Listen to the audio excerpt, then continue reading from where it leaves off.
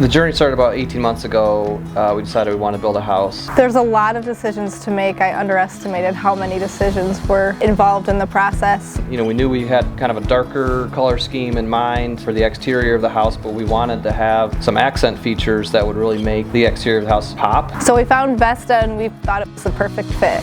When you look at how beautiful this product is, it just didn't feel right to just do the wall. We saw that you had the option to wrap it up onto the ceiling and make you almost feel like you're immersed in the whole area. So we knew once seeing that and how it felt that that's definitely what we wanted to do.